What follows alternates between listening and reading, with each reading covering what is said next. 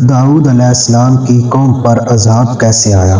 حضرت داؤد علیہ السلام کی قوم کے 70,000 افراد سمندر کے کنارے ایلا نامی بستی میں رہا کرتے تھے۔ ان کو اللہ تعالیٰ نے ہزاروں نعمتوں سے نوازا تھا۔ جب ان کو راحت اور سکون ملا تو انہوں نے مخلوقات پر ظلم کرنا شروع کر دیا۔ یوں اللہ تعالیٰ نے انہیں خبردار کیا کہ تم ہفتے والا دن شکار نہیں کرو گے۔ ہفتے کا دن اللہ کی عبادت اور مخلوقات پہ امن کے لیے رکھ دو۔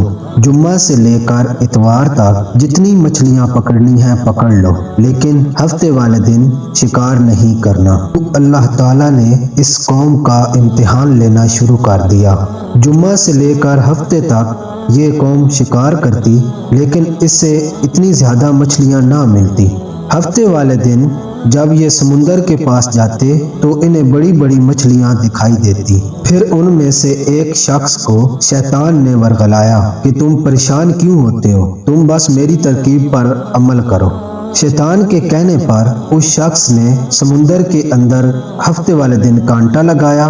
ہفتے والے دن مچھلی کانٹے میں پھنس جاتی اور اتوار والے دن وہ کانٹا نکالتا اور یوں مچھلی کو مزے سے کھاتا۔ پھر اس قوم کے کچھ لوگوں نے اس سے پوچھا تو اس نے ان کو بھی یہ ترکیب بتائی۔ پھر انہوں نے بھی اس ترکیب پر عمل کرنا شروع کر دیا۔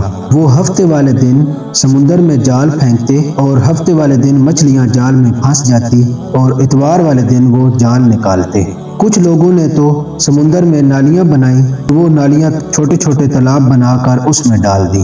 ہفتے والے دن جب مچھلیاں وہاں سے گزرتی تو ان میں سے کچھ مچھلیاں تالاب میں چلی جاتی تھیں اور اتوار والے دن وہ ان مچھلیوں کو پکڑ لیتے۔ اس گاؤں میں کچھ نیک لوگ بھی رہتے تھے۔ انہوں نے ان سے کہا کہ اے لوگو، اللہ سے ڈرو۔ یہ جو تم ہفتے والے دن جال پھینکتے ہو اور اتوار والے دن نکالتے ہو، یہ شکار اتوار کا نہیں، ہفتے والے دن کا ہی شکار ہے۔ اللہ کے حساب سے ڈرو، اللہ کی نافرمانی نہ کرو، اللہ سب دیکھ رہا ہے۔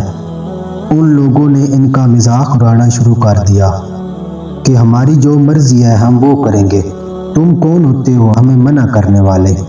پھر قوم میں 3 گروہ بن گئے، ایک وہ جو ان سے نفرت کرتا اور ایک وہ جو ان کی بار بار اصلاح کرتا اور ایک یہ نافرمان لوگ۔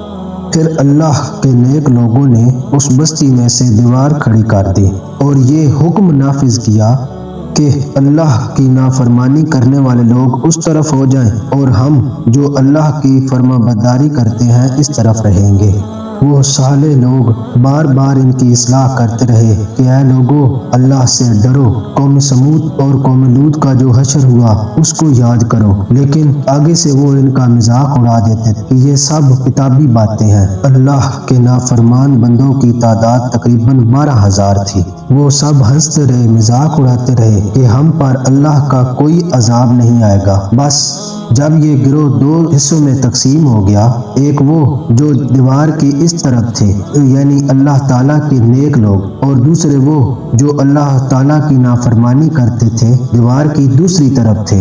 وہ نافرمان لوگ ساری رات ہنستے رہے، مذاق اڑاتے رہے، لیکن دیوار کی دوسری طرف اللہ کے نیک لوگ جو اللہ کی عبادت کرتے رہے اور معافی مانگتے رہے۔ بس جیسے ہی صبح ہوئی اللہ کے نیک بندے اٹھے، انہوں نے محسوس کیا کہ دیوار کی دوسری طرف سے کوئی آواز نہیں آ رہی۔ جب انہوں نے دیوار کے اوپر چڑھ کر دیکھا تو وہ سارے کے سارے بندر کی شکل میں تبدیل ہو چکے تھے اور بندروں کی حرکتیں انجام دینے لگے۔ وہ جو نیک لوگ دیوار پر چڑھ کر دیکھ رہے تھے، ان میں کچھ جو رشتہ دار تھے انہوں نے ان کو کپڑوں سے پہچانا اور چیخ چیخ کر رونے لگے اور اللہ سے معافی مانگنے لگے۔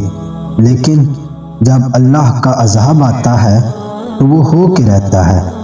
وہ 12,000 لوگ جو بندر بن چکے تھے کچھ بھی کھا پی نہیں سک رہے تھے اور یوں 3 دن تک فنار ہو گئے۔ اے اللہ، ہم سب کو اپنا فرما بردار بندہ بنا، ہمیں ایسا بنا جیسا تو ہمیں دیکھنا چاہتا ہے۔ آمین۔